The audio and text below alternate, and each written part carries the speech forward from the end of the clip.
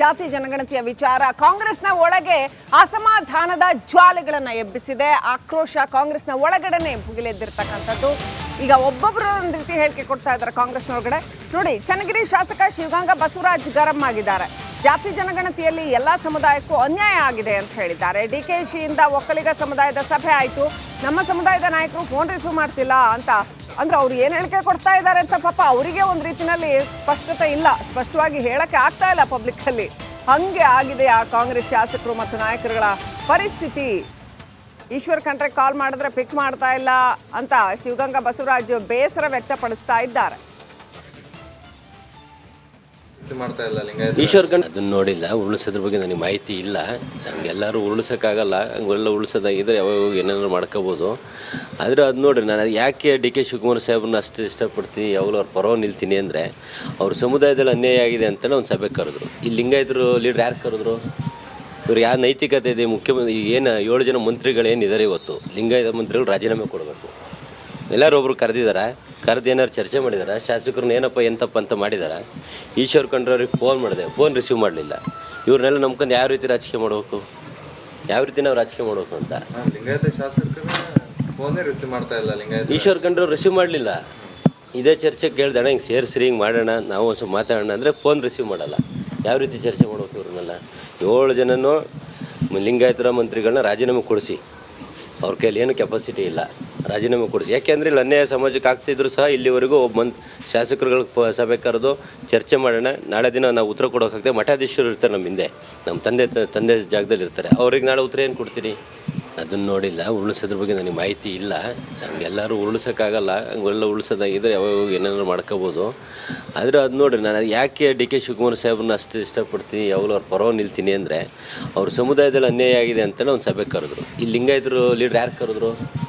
ಇವ್ರು ಯಾವ ನೈತಿಕತೆ ಇದೆ? ಮುಖ್ಯಮಂತ್ರಿ ಏನು 7 ಜನ ಮಂತ್ರಿಗಳೇನಿದ್ದಾರೆ ಇವತ್ತು, ಲಿಂಗಾಯತ ಮಂತ್ರಿಗಳು ರಾಜೀನಾಮೆ ಕೊಡಬೇಕು. ಎಲ್ಲರೂ ಒಬ್ರು ಕರೆದಿದ್ದಾರೆ, ಕರೆದು ಏನಾರು ಚರ್ಚೆ ಮಾಡಿದ್ದಾರೆ, ಶಾಸಕರನ್ನ ಏನಪ್ಪ ಎಂತಪ್ಪ ಅಂತ ಮಾಡಿದ್ದಾರೆ. ಈಶ್ವರ್ ಖಂಡ್ರೆ ಅವ್ರಿಗೆ ಫೋನ್ ಮಾಡಿದೆ, ಫೋನ್ ರಿಸೀವ್ ಮಾಡಲಿಲ್ಲ. ಇವ್ರನ್ನೆಲ್ಲ ನಂಬ್ಕೊಂಡು ಯಾವ ರೀತಿ ರಾಜಕೀಯ ಮಾಡಬೇಕು, ಯಾವ ರೀತಿ ನಾವು ರಾಜಕೀಯ ಮಾಡಬೇಕು ಅಂತ. ಲಿಂಗಾಯತ ಶಾಸಕರನ್ನ ಫೋನೇ ರಿಸೀವ್ ಮಾಡ್ತಾ ಇಲ್ಲ. ಈಶ್ವರ್ ಖಂಡ್ರೆ ರಿಸೀವ್ ಮಾಡಲಿಲ್ಲ. ಇದೇ ಚರ್ಚೆ ಕೇಳ್ದಾಣ, ಹಿಂಗೆ ಸೇರಿಸ್ರಿ, ಹಿಂಗೆ ಮಾಡೋಣ, ನಾವು ಒಂದು ಸ್ವಲ್ಪ ಮಾತಾಡೋಣ ಅಂದರೆ ಫೋನ್ ರಿಸೀವ್ ಮಾಡಲ್ಲ.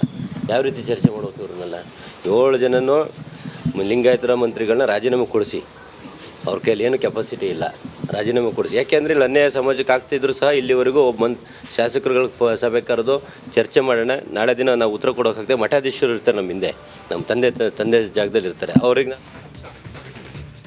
ಒಟ್ಟಾರೆ ರಾಜ್ಯದಲ್ಲಿ ಈ ಜಾತಿ ಜ್ವಾಲೆ ಧಗಧಗಿಸಿದೆ. ಈ ಜಾತಿ ಗಣತಿಯ ವರದಿಯಿಂದಾಗಿ ಇದೀಗ ಒಕ್ಕಲಿಗ, ಲಿಂಗಾಯತ ಹಾಗೂ ಜಾತಿ ಜನಗಣತಿಯ ವಿಚಾರ ಕಾಂಗ್ರೆಸ್ನ ಒಳಗೆ ಅಸಮಾಧಾನದ ಜ್ವಾಲೆಗಳನ್ನು ಎಬ್ಬಿಸಿದೆ. ಆಕ್ರೋಶ ಕಾಂಗ್ರೆಸ್ನ ಒಳಗಡೆನೆ ಭುಗಿಲೆದ್ದಿರ್ತಕ್ಕಂಥದ್ದು. ಈಗ ಒಬ್ಬೊಬ್ಬರು ಒಂದು ರೀತಿ ಹೇಳಿಕೆ ಕೊಡ್ತಾ ಇದ್ದಾರೆ ಕಾಂಗ್ರೆಸ್ನೊಳಗಡೆ. ನೋಡಿ, ಚನ್ನಗಿರಿ ಶಾಸಕ ಶಿವಗಂಗಾ ಬಸವರಾಜ್ ಗರಂ ಆಗಿದ್ದಾರೆ. ಜಾತಿ ಜನಗಣತಿಯಲ್ಲಿ ಎಲ್ಲ ಸಮುದಾಯಕ್ಕೂ ಅನ್ಯಾಯ ಆಗಿದೆ ಅಂತ ಹೇಳಿದ್ದಾರೆ. ಡಿಕೆಶಿಯಿಂದ ಒಕ್ಕಲಿಗ ಸಮುದಾಯದ ಸಭೆ ಆಯಿತು, ನಮ್ಮ ಸಮುದಾಯದ ನಾಯಕರು ಫೋನ್ ರಿಸೀವ್ ಮಾಡ್ತಿಲ್ಲ ಅಂತ ಅಂದ್ರೆ ಅವ್ರು ಏನು ಹೇಳಿಕೆ ಕೊಡ್ತಾ ಇದ್ದಾರೆ ಅಂತ ಪಾಪ ಅವರಿಗೆ ಒಂದು ರೀತಿಯಲ್ಲಿ ಸ್ಪಷ್ಟತೆ ಇಲ್ಲ, ಸ್ಪಷ್ಟವಾಗಿ ಹೇಳಕ್ಕೆ ಆಗ್ತಾ ಇಲ್ಲ ಪಬ್ಲಿಕ್ ಅಲ್ಲಿ. ಹಂಗೆ ಆಗಿದೆ ಆ ಕಾಂಗ್ರೆಸ್ ಶಾಸಕರು ಮತ್ತು ನಾಯಕರುಗಳ ಪರಿಸ್ಥಿತಿ. ಈಶ್ವರ್ ಖಂಡ್ರೆ ಕಾಲ್ ಮಾಡಿದ್ರೆ ಪಿಕ್ ಮಾಡ್ತಾ ಇಲ್ಲ ಅಂತ ಶಿವಗಂಗಾ ಬಸವರಾಜ್ ಬೇಸರ ವ್ಯಕ್ತಪಡಿಸ್ತಾ ಇದ್ದಾರೆ. ಈಶ್ವರ್ ಖಂಡ್ರೆ ಅದನ್ನು ನೋಡಿಲ್ಲ, ಉರುಳಿಸೋದ್ರ ಬಗ್ಗೆ ನನಗೆ ಮಾಹಿತಿ ಇಲ್ಲ. ಹಂಗೆಲ್ಲರೂ ಉರುಳಿಸೋಕ್ಕಾಗಲ್ಲ, ಹಂಗೆಲ್ಲ ಉರುಳಿಸೋದಾಗಿದ್ರೆ ಯಾವಾಗ ಏನಾದ್ರು ಮಾಡ್ಕೋಬೋದು. ಆದರೆ ಅದು ನೋಡಿರಿ, ನಾನು ಯಾಕೆ ಡಿ ಕೆ ಶಿವಕುಮಾರ್ ಸಾಹೇಬ್ರನ್ನ ಅಷ್ಟು ಇಷ್ಟಪಡ್ತೀನಿ, ಯಾವಾಗಲೂ ಅವ್ರ ಪರವಾಗಿ ನಿಲ್ತೀನಿ ಅಂದರೆ ಅವ್ರ ಸಮುದಾಯದಲ್ಲಿ ಅನ್ಯಾಯ ಆಗಿದೆ ಅಂತಲೇ ಒಂದು ಸಭೆ ಕರೆದ್ರು. ಈ ಲಿಂಗಾಯತರು ಲೀಡರ್ ಯಾರು ಕರೆದ್ರು? ಇವ್ರು ಯಾವ ನೈತಿಕತೆ ಇದೆ? ಮುಖ್ಯಮಂತ್ರಿ ಏನು 7 ಜನ ಮಂತ್ರಿಗಳೇನಿದ್ದಾರೆ ಇವತ್ತು, ಲಿಂಗಾಯತ ಮಂತ್ರಿಗಳು ರಾಜೀನಾಮೆ ಕೊಡಬೇಕು. ಎಲ್ಲರೂ ಒಬ್ರು ಕರೆದಿದ್ದಾರೆ, ಕರೆದು ಏನಾರು ಚರ್ಚೆ ಮಾಡಿದ್ದಾರೆ, ಶಾಸಕರನ್ನ ಏನಪ್ಪ ಎಂತಪ್ಪ ಅಂತ ಮಾಡಿದ್ದಾರೆ. ಈಶ್ವರ್ ಖಂಡ್ರೆ ಅವ್ರಿಗೆ ಫೋನ್ ಮಾಡಿದೆ, ಫೋನ್ ರಿಸೀವ್ ಮಾಡಲಿಲ್ಲ. ಇವ್ರನ್ನೆಲ್ಲ ನಂಬ್ಕೊಂಡು ಯಾವ ರೀತಿ ರಾಜಕೀಯ ಮಾಡಬೇಕು, ಯಾವ ರೀತಿ ನಾವು ರಾಜಕೀಯ ಮಾಡಬೇಕು ಅಂತ. ಲಿಂಗಾಯತ ಶಾಸಕರನ್ನ ಫೋನೇ ರಿಸೀವ್ ಮಾಡ್ತಾ ಇಲ್ಲ. ಈಶ್ವರ್ ಖಂಡ್ರೆ ರಿಸೀವ್ ಮಾಡಲಿಲ್ಲ. ಇದೇ ಚರ್ಚೆ ಕೇಳ್ದಾಣ, ಹಿಂಗೆ ಸೇರಿಸ್ರಿ, ಹಿಂಗೆ ಮಾಡೋಣ, ನಾವು ಒಂದು ಸ್ವಲ್ಪ ಮಾತಾಡೋಣ ಅಂದರೆ ಫೋನ್ ರಿಸೀವ್ ಮಾಡಲ್ಲ. ಯಾವ ರೀತಿ ಚರ್ಚೆ ಮಾಡ್ಬೇಕು? ಇವ್ರನ್ನೆಲ್ಲ 7 ಜನನೂ ಲಿಂಗಾಯತರ ಮಂತ್ರಿಗಳನ್ನ ರಾಜೀನಾಮೆ ಕೊಡಿಸಿ, ಅವ್ರ ಕೈಯಲ್ಲಿ ಏನು ಕೆಪಾಸಿಟಿ ಇಲ್ಲ, ರಾಜೀನಾಮೆ ಕೊಡಿಸಿ. ಯಾಕೆಂದರೆ ಇಲ್ಲಿ ಅನ್ಯಾಯ ಸಮಾಜಕ್ಕೆ ಆಗ್ತಿದ್ರು ಸಹ ಇಲ್ಲಿವರೆಗೂ ಒಬ್ಬ ಶಾಸಕರುಗಳ ಸಭೆ ಕರೆದು ಚರ್ಚೆ ಮಾಡೋಣ, ನಾಳೆ ದಿನ ನಾವು ಉತ್ತರ ಕೊಡೋಕ್ಕಾಗ್ತದೆ. ಮಠಾಧೀಶರು ಇರ್ತಾರೆ ನಮ್ಮ ಹಿಂದೆ, ನಮ್ಮ ತಂದೆ ಜಾಗದಲ್ಲಿ ಇರ್ತಾರೆ, ಅವ್ರಿಗೆ ನಾಳೆ ಉತ್ತರ ಏನು ಕೊಡ್ತೀರಿ? ಅದನ್ನು ನೋಡಿಲ್ಲ, ಉರುಳಿಸೋದ್ರ ಬಗ್ಗೆ ನನಗೆ ಮಾಹಿತಿ ಇಲ್ಲ. ಎಲ್ಲರೂ ಉರುಳಿಸೋಕ್ಕಾಗಲ್ಲ, ಹಂಗೆಲ್ಲ ಉರುಳಿಸೋದಾಗಿದ್ದರೆ ಯಾವಾಗ ಏನಾದ್ರು ಮಾಡ್ಕೋಬೋದು. ಆದರೆ ಅದು ನೋಡಿರಿ, ನಾನು ಯಾಕೆ ಡಿ ಕೆ ಶಿವಕುಮಾರ್ ಸಾಹೇಬ್ರನ್ನ ಅಷ್ಟು ಇಷ್ಟಪಡ್ತೀನಿ, ಯಾವಾಗಲೂ ಅವ್ರ ಪರವಾಗಿ ನಿಲ್ತೀನಿ ಅಂದರೆ ಅವ್ರ ಸಮುದಾಯದಲ್ಲಿ ಅನ್ಯಾಯ ಆಗಿದೆ ಅಂತಲೇ ಒಂದು ಸಭೆ ಕರೆದ್ರು. ಈ ಲಿಂಗಾಯತರು ಲೀಡ್ರ್ ಯಾರು ಕರೆದ್ರು? ಇವ್ರು ಯಾವ ನೈತಿಕತೆ ಇದೆ? ಮುಖ್ಯಮಂತ್ರಿ ಏನು 7 ಜನ ಮಂತ್ರಿಗಳು ಏನಿದ್ದಾರೆ ಇವತ್ತು, ಲಿಂಗಾಯತ ಮಂತ್ರಿಗಳು ರಾಜೀನಾಮೆ ಕೊಡಬೇಕು. ಎಲ್ಲರೂ ಒಬ್ರು ಕರೆದಿದ್ದಾರೆ, ಕರೆದು ಏನಾರು ಚರ್ಚೆ ಮಾಡಿದ್ದಾರೆ, ಶಾಸಕರನ್ನ ಏನಪ್ಪ ಎಂತಪ್ಪ ಅಂತ ಮಾಡಿದ್ದಾರೆ. ಈಶ್ವರ್ ಖಂಡ್ರವ್ರಿಗೆ ಫೋನ್ ಮಾಡಿದೆ, ಫೋನ್ ರಿಸೀವ್ ಮಾಡಲಿಲ್ಲ. ಇವ್ರನ್ನೆಲ್ಲ ನಂಬ್ಕೊಂಡು ಯಾವ ರೀತಿ ರಾಜಕೀಯ ಮಾಡಬೇಕು, ಯಾವ ರೀತಿ ನಾವು ರಾಜಕೀಯ ಮಾಡಬೇಕು ಅಂತ. ಲಿಂಗಾಯತ ಶಾಸಕರನ್ನ ಫೋನೇ ರಿಸೀವ್ ಮಾಡ್ತಾ ಇಲ್ಲ. ಲಿಂಗಾಯತ ಈಶ್ವರ್ ಖಂಡ್ರವ್ರು ರಿಸೀವ್ ಮಾಡಲಿಲ್ಲ. ಇದೇ ಚರ್ಚೆ ಕೇಳ್ದಾಣ, ಹಿಂಗೆ ಸೇರಿಸ್ರಿ, ಹಿಂಗೆ ಮಾಡೋಣ, ನಾವು ಒಂದು ಸ್ವಲ್ಪ ಮಾತಾಡೋಣ ಅಂದರೆ ಫೋನ್ ರಿಸೀವ್ ಮಾಡಲ್ಲ. ಯಾವ ರೀತಿ ಚರ್ಚೆ ಮಾಡಬೇಕು ಇವ್ರನ್ನೆಲ್ಲ? 7 ಜನನೂ ಲಿಂಗಾಯತರ ಮಂತ್ರಿಗಳನ್ನ ರಾಜೀನಾಮೆ ಕೊಡಿಸಿ, ಅವ್ರ ಕೈಯಲ್ಲಿ ಏನು ಕೆಪಾಸಿಟಿ ಇಲ್ಲ, ರಾಜೀನಾಮೆ ಕೊಡಿಸಿ. ಯಾಕೆಂದರೆ ಇಲ್ಲಿ ಅನ್ಯಾಯ ಸಮಾಜಕ್ಕೆ ಆಗ್ತಿದ್ರು ಸಹ ಇಲ್ಲಿವರೆಗೂ ಒಬ್ಬ ಶಾಸಕರುಗಳ ಸಭೆ ಕರೆದು ಚರ್ಚೆ ಮಾಡೋಣ, ನಾಳೆ ದಿನ ನಾವು ಉತ್ತರ ಕೊಡೋಕ್ಕಾಗ್ತದೆ. ಮಠಾಧೀಶರು ಇರ್ತಾರೆ ನಮ್ಮ ಹಿಂದೆ, ನಮ್ಮ ತಂದೆ ಜಾಗದಲ್ಲಿ ಇರ್ತಾರೆ. ಅವ್ರಿಗೆ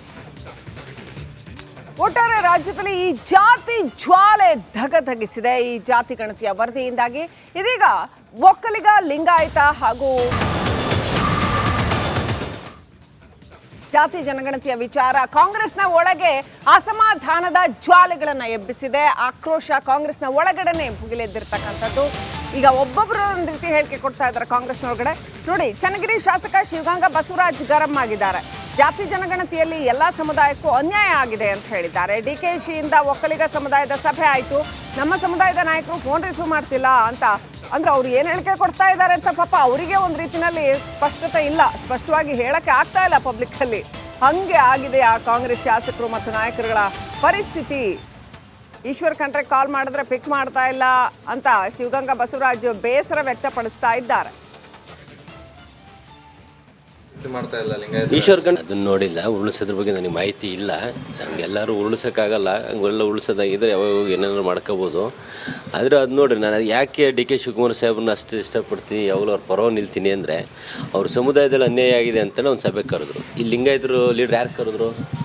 ಇವ್ರು ಯಾವ ನೈತಿಕತೆ ಇದೆ? ಮುಖ್ಯಮಂತ್ರಿ ಏನು 7 ಜನ ಮಂತ್ರಿಗಳು ಏನಿದ್ದಾರೆ ಇವತ್ತು, ಲಿಂಗಾಯತ ಮಂತ್ರಿಗಳು ರಾಜೀನಾಮೆ ಕೊಡಬೇಕು. ಎಲ್ಲರೂ ಒಬ್ರು ಕರೆದಿದ್ದಾರೆ, ಕರೆದು ಏನಾರು ಚರ್ಚೆ ಮಾಡಿದ್ದಾರೆ, ಶಾಸಕರನ್ನ ಏನಪ್ಪ ಎಂತಪ್ಪ ಅಂತ ಮಾಡಿದ್ದಾರೆ. ಈಶ್ವರ್ ಖಂಡ್ರವ್ರಿಗೆ ಫೋನ್ ಮಾಡಿದೆ, ಫೋನ್ ರಿಸೀವ್ ಮಾಡಲಿಲ್ಲ. ಇವ್ರನ್ನೆಲ್ಲ ನಂಬ್ಕೊಂಡು ಯಾವ ರೀತಿ ರಾಜಕೀಯ ಮಾಡಬೇಕು, ಯಾವ ರೀತಿ ನಾವು ರಾಜಕೀಯ ಮಾಡಬೇಕು ಅಂತ. ಲಿಂಗಾಯತ ಶಾಸಕರನ್ನ ಫೋನೇ ರಿಸೀವ್ ಮಾಡ್ತಾ ಇಲ್ಲ. ಲಿಂಗಾಯತ ಈಶ್ವರ್ ಖಂಡ್ರವ್ರು ರಿಸೀವ್ ಮಾಡಲಿಲ್ಲ. ಇದೇ ಚರ್ಚೆ ಕೇಳ್ದಾಣ, ಹಿಂಗೆ ಸೇರಿಸ್ರಿ, ಹಿಂಗೆ ಮಾಡೋಣ, ನಾವು ಒಂದು ಸ್ವಲ್ಪ ಮಾತಾಡೋಣ ಅಂದರೆ ಫೋನ್ ರಿಸೀವ್ ಮಾಡಲ್ಲ. ಯಾವ ರೀತಿ ಚರ್ಚೆ ಮಾಡಬೇಕು ಇವ್ರನ್ನೆಲ್ಲ? 7 ಜನನೂ ಲಿಂಗಾಯತರ ಮಂತ್ರಿಗಳನ್ನ ರಾಜೀನಾಮೆ ಕೊಡಿಸಿ, ಅವ್ರ ಕೈಯಲ್ಲಿ ಏನು ಕೆಪಾಸಿಟಿ ಇಲ್ಲ, ರಾಜೀನಾಮೆ ಕೊಡಿಸಿ. ಯಾಕೆಂದರೆ ಇಲ್ಲಿ ಅನ್ಯಾಯ ಸಮಾಜಕ್ಕೆ ಆಗ್ತಿದ್ರು ಸಹ ಇಲ್ಲಿವರೆಗೂ ಒಬ್ಬ ಶಾಸಕರುಗಳ ಸಭೆ ಕರೆದು ಚರ್ಚೆ ಮಾಡೋಣ, ನಾಳೆ ದಿನ ನಾವು ಉತ್ತರ ಕೊಡೋಕ್ಕಾಗ್ತದೆ. ಮಠಾಧೀಶರು ಇರ್ತಾರೆ ನಮ್ಮ ಹಿಂದೆ, ನಮ್ಮ ತಂದೆ ಜಾಗದಲ್ಲಿ ಇರ್ತಾರೆ. ಅವ್ರಿಗೆ ನಾಳೆ ಉತ್ತರ ಏನು ಕೊಡ್ತೀರಿ? ಅದನ್ನು ನೋಡಿಲ್ಲ, ಉರುಳಿಸೋದ್ರ ಬಗ್ಗೆ ನನಗೆ ಮಾಹಿತಿ ಇಲ್ಲ. ಎಲ್ಲರೂ ಉರುಳಿಸೋಕ್ಕಾಗಲ್ಲ, ಹಂಗೆಲ್ಲ ಉರುಳಿಸೋದಾಗಿದ್ದರೆ ಯಾವಾಗ ಏನಾದ್ರು ಮಾಡ್ಕೋಬೋದು.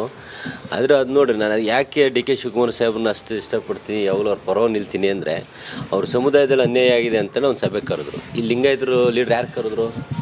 ಇವ್ರು ಯಾವ ನೈತಿಕತೆ ಇದೆ? ಮುಖ್ಯಮಂತ್ರಿ ಏನು 7 ಜನ ಮಂತ್ರಿಗಳು ಏನಿದ್ದಾರೆ ಇವತ್ತು, ಲಿಂಗಾಯತ ಮಂತ್ರಿಗಳು ರಾಜೀನಾಮೆ ಕೊಡಬೇಕು. ಎಲ್ಲರೂ ಒಬ್ರು ಕರೆದಿದ್ದಾರೆ, ಕರೆದು ಏನಾರು ಚರ್ಚೆ ಮಾಡಿದ್ದಾರೆ, ಶಾಸಕರನ್ನ ಏನಪ್ಪ ಎಂತಪ್ಪ ಅಂತ ಮಾಡಿದ್ದಾರೆ. ಈಶ್ವರ್ ಖಂಡ್ರವ್ರಿಗೆ ಫೋನ್ ಮಾಡಿದೆ, ಫೋನ್ ರಿಸೀವ್ ಮಾಡಲಿಲ್ಲ. ಇವ್ರನ್ನೆಲ್ಲ ನಂಬ್ಕೊಂಡು ಯಾವ ರೀತಿ ರಾಜಕೀಯ ಮಾಡಬೇಕು, ಯಾವ ರೀತಿ ನಾವು ರಾಜಕೀಯ ಮಾಡಬೇಕು ಅಂತ. ಲಿಂಗಾಯತ ಶಾಸಕರನ್ನ ಫೋನೇ ರಿಸೀವ್ ಮಾಡ್ತಾ ಇಲ್ಲ. ಲಿಂಗಾಯತ ಈಶ್ವರ್ ಖಂಡ್ರವ್ರು ರಿಸೀವ್ ಮಾಡಲಿಲ್ಲ. ಇದೇ ಚರ್ಚೆ ಕೇಳ್ದಾಣ, ಹಿಂಗೆ ಸೇರಿಸ್ರಿ, ಹಿಂಗೆ ಮಾಡೋಣ, ನಾವು ಒಂದು ಸ್ವಲ್ಪ ಮಾತಾಡೋಣ ಅಂದರೆ ಫೋನ್ ರಿಸೀವ್ ಮಾಡಲ್ಲ. ಯಾವ ರೀತಿ ಚರ್ಚೆ ಮಾಡಬೇಕು ಇವ್ರನ್ನೆಲ್ಲ? 7 ಜನನೂ ಲಿಂಗಾಯತರ ಮಂತ್ರಿಗಳನ್ನ ರಾಜೀನಾಮೆ ಕೊಡಿಸಿ, ಅವ್ರ ಕೈಯಲ್ಲಿ ಏನು ಕೆಪಾಸಿಟಿ ಇಲ್ಲ, ರಾಜೀನಾಮೆ ಕೊಡಿಸಿ. ಯಾಕೆಂದರೆ ಇಲ್ಲಿ ಅನ್ಯಾಯ ಸಮಾಜಕ್ಕೆ ಆಗ್ತಿದ್ರು ಸಹ ಇಲ್ಲಿವರೆಗೂ ಒಬ್ಬ ಶಾಸಕರುಗಳ ಸಭೆ ಕರೆದು ಚರ್ಚೆ ಮಾಡೋಣ, ನಾಳೆ ದಿನ ನಾವು ಉತ್ತರ ಕೊಡೋಕ್ಕಾಗ್ತದೆ. ಮಠಾಧೀಶರು ಇರ್ತಾರೆ ನಮ್ಮ ಹಿಂದೆ, ನಮ್ಮ ತಂದೆ ಜಾಗದಲ್ಲಿ ಇರ್ತಾರೆ. ಅವ್ರಿಗೆ ಒಟ್ಟಾರೆ ರಾಜ್ಯದಲ್ಲಿ ಈ ಜಾತಿ ಜ್ವಾಲೆ ಧಗಧಗಿಸಿದೆ. ಈ ಜಾತಿ ಗಣತಿಯ ವರದಿಯಿಂದಾಗಿ ಇದೀಗ ಒಕ್ಕಲಿಗ, ಲಿಂಗಾಯತ ಹಾಗೂ